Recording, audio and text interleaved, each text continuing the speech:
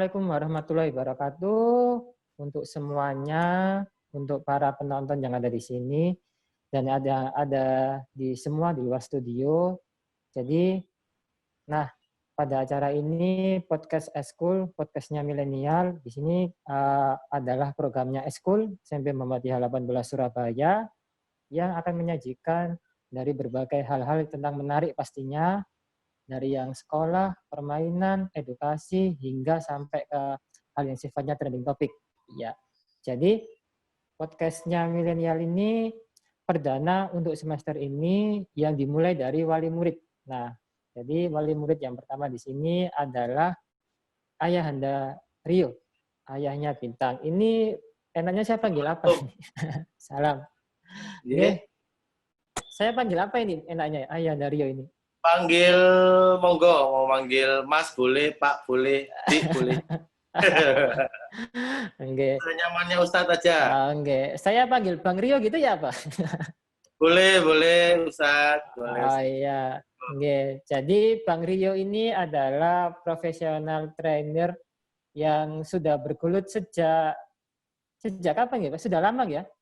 Trainer outbound ya. Kalau outbound itu mulai tahun 2001 saya udah outbound.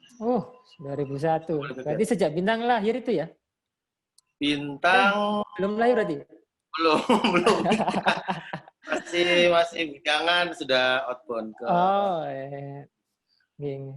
berarti seorang profesional trainer yang sudah 20 tahun ya berarti ya? Sudah sangat lama sudah mengenal. Kurang lebih segitu, Ustaz. Dari masih bujangan sampai sekarang udah punya anak SMP ya. Sekarang udah SMP. Nggih. Oh, amazing sekali ya. Jadi Bang Rio ini profesional trainer yang di Malang ya fokusnya ya, Bang Rio? Kebetulan saya sekarang di Kaliwatu, Ustaz. Kaliwatu ada di Kota Batu. Kaliwatu rafting ya. Berarti yang di trainer itu lebih banyak di para personal yang sudah ada di perusahaan-perusahaan? Segmen kami lebih luas, jadi dari mulai anak TK sampai ke dewasa itu ke profesional mulai dari operator sampai top manajemen. Jadi skillnya yang dilatih memang berbeda, skupnya materinya juga disampaikan berbeda karena kalau kami di Kaliwatu itu konsep utamanya adalah learning sih memang. Jadi harapannya ketika peserta itu belajar ke tempat kami, maka dia harusnya dapat sesuatu pembelajaran bukan cuma sekedar bermain, tapi juga misalnya esensi dari setiap simulasi yang kita berikan juga harusnya mereka dapat gitu. Jadi tujuannya nggak cuma sekedar refreshing saja gitu, Ustaz. Adam. Nggih. Berarti sudah menggelut sejak anak dini sampai ke orang dewasa berarti ya? Ya, mulai dari TK. PAUD lebih tepatnya mulai dari PAUD. Kalau yang di PAUD memang biasanya lebih ke kegiatan yang sifatnya memberi pengalaman berkesan aja sih ketika bersinggungan dengan alam. Itu sampai SD. Kemudian SD-nya pun nanti yang kelas atas 4, 5, 6, SMP, remaja itu sampai kelas 3 biasanya kita sudah mulai ngasih insight-insight soal kepribadian, tentang keberanian, tentang bagaimana mereka bersikap, bertingkah laku, proses komunikasi, yang ringan-ringan saja sih, cuman yang penting bagaimana mereka bisa berinteraksi dengan orang lain dengan baik, dengan bahasa komunikasi yang tidak terbata-bata, tapi terus bisa mengendalikan emosinya juga ketika dalam menyampaikan sesuatu. Itu sih kalau yang untuk SD, atas SMP. Nah, SMA biasanya udah mulai ada knowledge, sudah mulai ada tips-tips, trik-trik, dan sebagainya, sampai dengan perusahaan sudah langsung bicara aspek manajerial sih, lebih ke sana. Kalau di Kaliwatu sih seperti itu. Itu yang kita ajarin. Oke, gitu. Berarti Pak Rio ini juga sudah hafal tentang banyak personal ya, untuk meningkatkan, menstimulus, memotivasi supaya lebih lebih semangat, lebih unggul gitu, Pak Rio. Ya kalau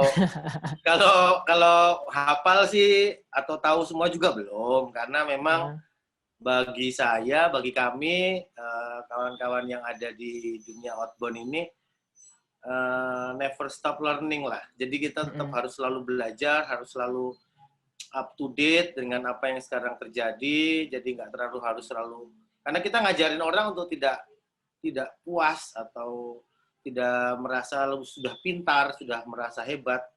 Karena biasanya itu nanti akan berdampak ke emosional kejiwaannya itu jadi sombong, ria dan sebagainya. Jadi kalau dibilang sudah hafal masih harus belajar terus sih. Tapi ada beberapa hal kecil lah yang bisa kita share ya nantinya kalau mau ngobrolin soal remaja kali ya, kalau di SMP ini saya bicara remaja. Iya. Nah, bicara tentang remaja ini, jadi tema kita kali ini adalah tentang teaternya remaja. Jadi remaja awal yang seperti anak SMP ini. Jadi kira-kira sebelum kita berjalan lebih jauh lagi, kita kenal dulu sama yang namanya teater secara umumnya dulu. Jadi teater itu secara umumnya bisa digambarkan, deskripsikan seperti apa ini? Yang mudah dipahami untuk anak remaja seperti itu. Untuk remaja ya, jadi mungkin saya akan menyebutkan beberapa contoh perkumpulan. Jadi teater kayak teater Gandrik, teater Koma, itu kemudian kalau saya dulu di SMA ikut teater Barabima, namanya. Kalau di SMP ini namanya apa, Ustaz? Teaternya apa namanya? Teater eskuler gitu. Teaternya eskul ya, belum ada namanya. Teater eskuler. Biasanya nanti harus mencari nama kali ya, jadi biar lebih mudah dikenal gitu. Nah, kalau di SMP bila bicara konteks teater, sebenarnya ngajarin tentang gimana kita untuk pertama berkomunikasi dengan baik. Artinya berkomunikasi dengan baik ini artikulasinya harus jelas, bahasa AIO-nya harus benar, terus runtut, ada penekanan, itu juga harus, itu benar-benar harus coba kita berikan ke teman-teman yang SMP ini. Kemudian bisa bicara tentang gestur, mimik muka ketika menyampaikan sesuatu. Tujuannya adalah supaya ketika berkomunikasi dengan orang lain, tidak hanya pada saat dia berteater, tapi pada saat dia nanti di rumah, dia di sekolah, di masyarakat, itu orang lebih cepat dan lebih mudah memahami apa sebenarnya maksud dari yang disampaikan oleh kita sebagai orang ya, ketika kita berbicara. Karena kadang sekarang ini kan kita melihat anak-anak sekarang rata-rata itu punya wajah yang flat. Iya. Dia nggak kelihatan ekspresif. Kadang-kadang kalau kita ngelihat kalau ngomong gitu aja gitu, tidak ada. Kita nggak bisa bedakan dia lagi marah, lagi sedih, lagi senang atau apa, nggak begitu kelihatan gitu. Emosinya kurang terlihat gitu ya. Emosinya kurang terlihat lewat mimik muka, lewat wajahnya. Iya, terlihat datar gitu ya. Kelihatan datar, Ustaz. Dan justru kalau menurut saya itu nantinya akan kurang baik ketika sudah dewasa. Ketika dia sudah, kawan-kawan ini, anak-anak ini sudah bersinggungan dengan yang namanya bisnis, dunia kerja, itu pasti akan berdampak, menurut saya itu dampaknya besar. Karena ketika kita sedang dalam sebuah tim ya, misalkan tim kerja di satu tempat, satu pekerjaan, satu proyek, kemudian kita tidak bisa mengutarakan ide kita dengan baik, misalnya. Kita tidak bisa mengutarakan maksud keberatan kita dengan sempurna, maka orang akan menyalahartikan. Makanya sering terjadi salah pendapat, kemudian apalagi salah paham. Gitu ya. Nah, itu biasanya terjadi karena kita tidak dibekali dengan proses komunikasi yang baik. Nah, teater sebenarnya penting dan mengajarkan hal itu. Yang kedua, berani. Ini menurut saya lebih penting. Kenapa kita perlu punya modal berani? Karena dalam menyelesaikan sebuah ide atau ketika kita mau menyelesaikan sebuah kegiatan, sebuah kerjaan atau apapun, itu modal utamanya kita harus berani. Karena rata-rata orang-orang yang sukses, rata-rata orang-orang terkenal seperti Steve Jobs, Bill Gates, mungkin kita dulu kenal zaman yang Presiden Soekarno, bahkan yang sekarang Presiden Jokowi itu rata-rata orang-orang yang punya keberanian lebih di atas keberaniannya orang-orang pada umumnya. Nah, di teater itu diajarkan hal itu. Kenapa? Lewat simulasinya. Simulasinya ada lewat pentas puisi, pentas drama, pentas tari. Itu di situ diajarkan. Dan yang ketiga, yang menurut saya juga jauh lebih penting adalah kalau di teater itu ada yang namanya musik, ada yang namanya wardrobe atau pakaian ya, pakaian, makeup artis dan sebagainya. Itu sebenarnya apa? Sebenarnya itu ngajarin tentang estetika, bicara tentang estetika keindahan ya. Jadi bicara ketika alunan musik itu terdengar asik, didengar telinga, kemudian pakaian yang dipakai oleh para aktor aktris itu enak dipandang mata, sebenarnya itu mengasah estetika kita gitu, estetika anak-anak untuk melihat segala sesuatu itu harus pada porsi yang tepat, dan benar. Gitu. Tepat dan benar ya. Ya, saya pikir sih itu 3 hal itu aja sih udah cukup, sudah banyak itu Ustadz, menurut saya ya. Berarti kalau misalnya untuk remaja yang bisa ikut teater, sisi positifnya adalah mendapatkan sisi komunikasi yang baik, mendapatkan beranian, dan mendapatkan estetika yang tepat dan benar. Iya. Berarti emang dampak positif yang didapat untuk anak remaja yang mengikuti teater itu sebenarnya juga luar biasa ya? Banyak, dan saya rasakan sendiri ini kalau bisa dibilang testimoni. Profesi saya ini kan menuntut untuk bisa berkomunikasi dengan baik, dengan kosakata yang banyak, dengan gestur badan yang tepat, dengan mimik muka yang tidak boleh keliru begitu, untuk menggambarkan sebuah maksud kepada orang-orang lain atau audiens. Nah, profesi seperti saya, trainer, guru, dosen, apalagi ya, tenaga pengajar, interpreter, MC, dan banyak profesi-profesi di mana termasuk radio, orang yang sekarang lagi podcaster gitu, itu juga itu membutuhkan bahasa komunikasi yang baik, bahasa komunikasi yang tepat. Nah, itu sebenarnya profesi jangka panjang yang bisa diraih oleh adik-adik ini kalau punya cita-cita seperti itu. Lalu di teater itu juga tadi saya sampaikan keberanian. Sekarang orang mau kerja, mau bisnis atau apapun lah di dunia ini, kalau nggak berani nggak bisa. Orang harus punya keberanian lebih, betul kan, untuk mengambil sebuah kesempatan gitu. Misalnya di depan ini ada beasiswa nih, berani nggak kita ngambil beasiswa itu? Nah, di depan ini ada peluang untuk menjadi siswa teladan, menjadi ketua OSIS, menjadi apalagi pertukaran pelajar dengan negara lain. Berani nggak kita ngambil itu? Kalau kita nggak punya keberanian yang cukup, biasanya kesempatan itu lewat, dan kesempatan itu sudah pernah datang 2 kali. Istilahnya begitu, Ustaz ya. Jadi itu yang menurut saya, kalau kita bicara tentang konteks masa depannya, masa ke depan itu profesi, kerjaan, dan sebagainya. Sedangkan kalau macam estetika yang tadi saya sampaikan kayak bagian tata busana, makeup artis, itu kan nanti banyak. Misalnya dia bisa jadi desainer di masa depan. Kemudian kalau dia suka dengan musik teater, maka dia bisa jadi musisi. Ya, bisa menjadi seperti siapa, artis musik sekarang siapa. Rata-rata yang bisa bertahan lama dan kuat itu adalah mereka-mereka yang punya nilai estetika yang genuine atau yang unik dan benar-benar harga jualnya ada gitu ya. Iya, punya nilai jualnya betul. Dan pada akhirnya nilai jual itu akan naik gitu kan kalau kita sudah punya semua. Iya. Berarti memang paling tidak dibutuhkan seperti yang pertama tadi adalah keberanian yang utama, supaya ketika ada kesempatan yang datang, kesempatan itu seperti tidak hanya lewat ke kita gitu ya. Jadi kita harus capek gitu. Jadi kita memang harus berani, berani resikonya yang pasti. Keberanian. Betul. Jadi ketika kita berani untuk mengambil kesempatan itu, kita berani tanggung resikonya, paling tidak kita sudah memiliki atau mencobanya. Jadi pengalaman yang baru untuk kita. Jadi supaya ritme hidup ini seperti tidak datar, hanya itu saja gitu ya. Biar terlihat lebih unik, terlihat lebih hal yang different di depan orang lain gitu. Jadi supaya kita memiliki nilai jual yang lebih tinggi, berbeda dari orang lain juga, seperti itu. Ya, karena memang kesempatan itu kan sering datang tidak terduga ya. Iya, saat kesempatan itu muncul, kita berani nggak untuk mengambil atau meraihnya itu. Tapi kalau misalnya ternyata ada keraguan sedikit aja, maka dia akan lewat itu.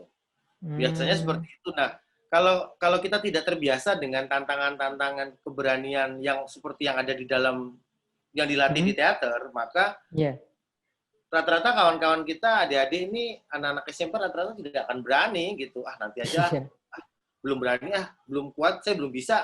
Nah itu yang selalu menjadi momok utama kenapa rata-rata anak-anak remaja kita sekarang itu tidak memiliki keberanian yang baik karena dia tidak dilatih itu, tidak terlatih untuk mengambil resiko. Kalau di teater itu kan misalnya ditunjuk, ayo kamu maju, kamu sebagai bapaknya, kamu sebagai ibunya, kamu coba acting. Nah ini kan dibutuhkan keberanian dan improvisasi. Nah ini kembali ini tambahan lagi.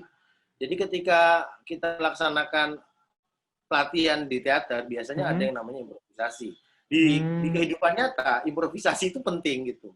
Misalnya kita sudah dikasih catatan oleh orang tua kita, bapak ibu kita, kamu hari ini mengerjakan tugas A, B, C, D. Tugas A, B, C, D ini harus dikerjakan dalam waktu misalnya 2 jam, sementara dia hanya punya waktu cuma 1 jam. Nah ini kan harus diimprove. Mana yang dikerjakan dulu. Nah rata-rata kalau orang tidak biasa improve, maka pekerjaan yang 1, 2, 3, 4 ini akan dikerjakan 1, 2, 3, 4 gitu.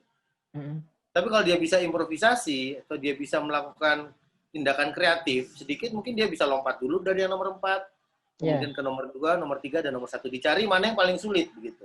Skala prioritas ada. Nah ini yang menurut saya hanya bisa kita latih ketika kita belajar teater.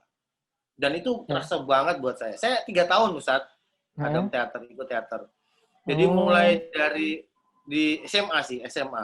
Jadi waktu SMA itu saya kelas 3 baru sadar kalau ternyata harusnya teater ini diajarkan di SMP gitu. Saya sudah sejak dasar ya?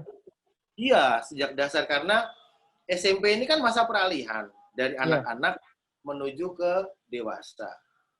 Nah, remaja itu nggak mau dibilang anak-anak tapi fisiknya sudah dewasa, tapi juga nggak mau, tapi gimana ya, pikirannya itu anak-anak gitu Mas ya. Pikirannya masih anak-anak, tapi fisiknya sudah dewasa gitu. Dia nggak mau dibilang anak-anak, tapi kalau diajak berpikir masih seperti anak-anak. Nah itu yang perlu nampaknya kita coba pahami bersama supaya proses transisi ini jadi betul. Proses transisi dari anak-anak ke dewasa ini jadi benar. Karena di masa transisi, masa yang katanya riskan ini, pembentukan emosi ini, kalau salah dalam kita menangani, dalam menanggapi, dalam mencikapi, maka mentalitas anak-anak ini akan jadi salah menurut saya gitu. Jadi mereka jadi disorientasi begitu, nggak ngerti. Contoh paling mudah gini Ustaz, misalnya kita ambil sampel lah ya, 100 orang anak di luar SMP kreatif. Kalau SMP kreatif saya yakin pasti sudah punya gambaran kalau ditanya pertanyaan seperti ini. Kamu lulus SMP, lulus SMA, mau kemana? Kuliah apa kerja? Saya bisa bilang 99% yang jawab itu tidak tahu, Mas. Nggak tahu, nggak ngerti, nggak paham. Ya karena itu tadi. Dia nggak bisa membuat skala prioritas, tidak berani mengambil sikap, tidak bisa menentukan tujuan. Ya bikin goal setting atau bikin apa ya, tujuan itu kan, atau bikin cita-cita itu kan butuh sebuah keberanian kan Ustaz, betul nggak? Ya kalau kita nggak berani bermimpi, maka kita tidak akan tidak bisa mencapai apa yang menjadi harapan kita gitu. Dong berani bermimpi aja nggak ada kok, gimana mau dapat cita-cita kan? Nah itu loh. Nah itu yang kenapa saya bilang harusnya teater ini diberikan pada saat SMP supaya adik-adik ini tahu kalau nanti lulus SMP saya mau SMK atau SMA, minimal itulah. Daripada uang orang tua saya habis-habisin untuk saya kuliah, saya nggak mungkin, mendingan saya SMK. Kan bisa seperti itu. SMK berarti mau ambil, pilihan. Ya bicara pilihan kan, artinya kita harus bisa, anak-anak adik-adik ini harus bisa menentukan pilihannya mau apa nih, mau SMA atau SMK gitu. Gitu sih. Iya. Nah, bicara tadi tentang sisi positifnya hingga bisa membuat banyak hal yang diambil karena teater. Nah, bicara seperti ini memang kita tidak terlepas dari perkembangan remaja itu sendiri gitu. Betul. Untuk perkembangan remaja saat ini kan pasti berbeda jauh sekali dengan perkembangan remaja di zaman dulu ya. Sangat. Menurut saya cuman beda. masalah model aja sih, Ustaz. Sebenarnya kalau secara ini sebenarnya pola pendidikan yang dikembangkan oleh televisi, oleh internet ini yang membuat kemudian anak-anak kita ini yang dulunya di zaman saya, zamannya Ustadz mungkin masih ngalami kita itu fisik.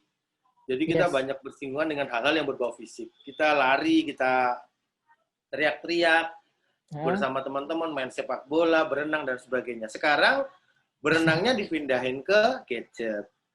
Main bolanya ke gadget. Ya, itulah itu yang kemudian mematikan menurut saya ya. Memang ada sisi positifnya. Kalau bicara tentang perkembangan, sebenarnya ini perkembangan tergantung kepada masing-masing orang tua sih ya. Masing-masing individu, masing-masing orang mau melihat permasalahan online atau internet, gadget ini sebagai satu media untuk mengembangkan dirinya, silahkan.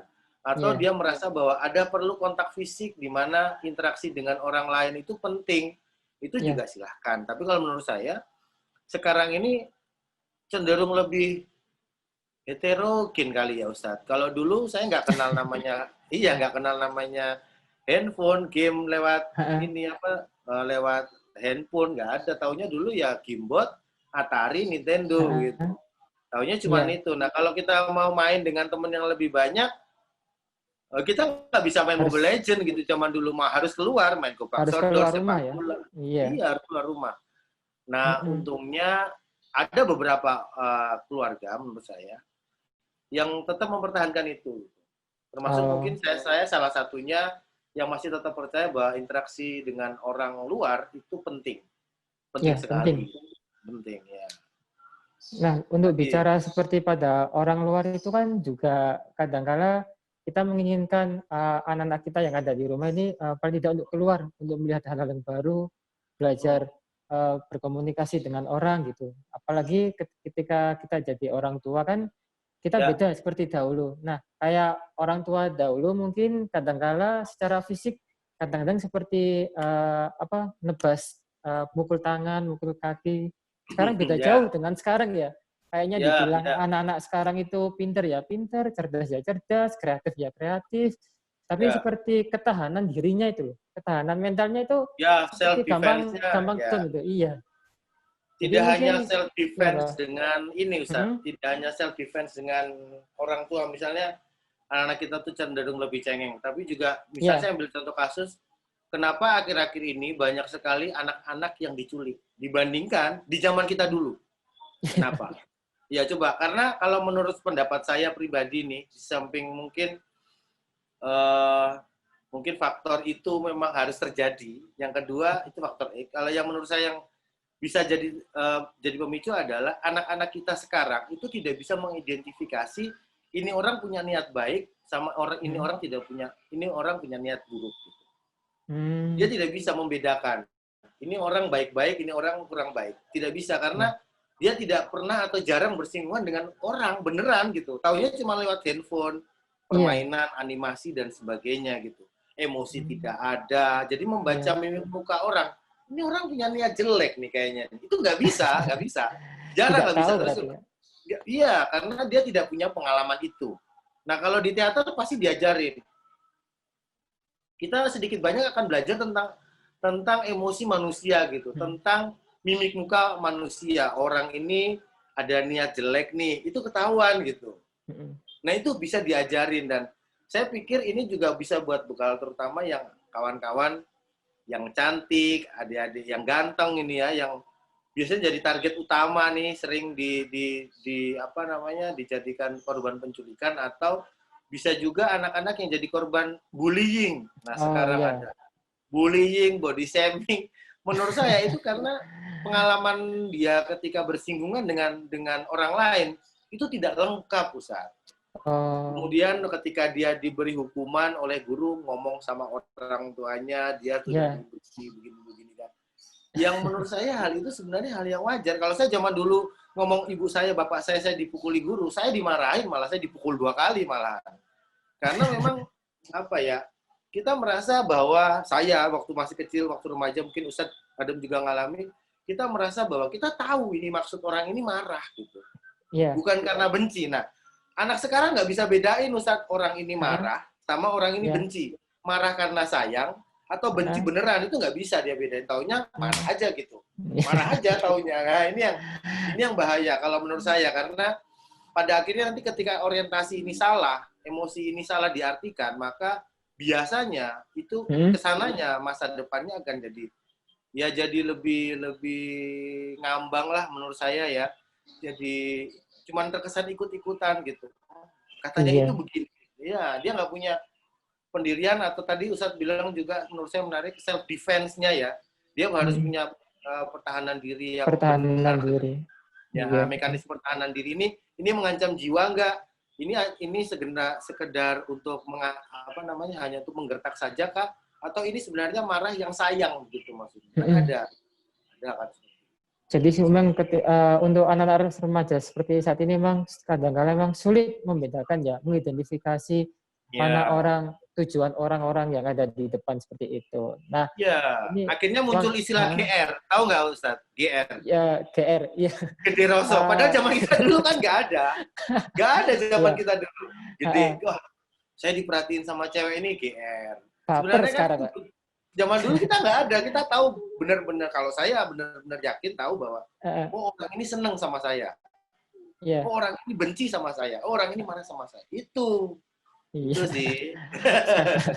GR, galau, baper kayak gitu. GR, galau, baper.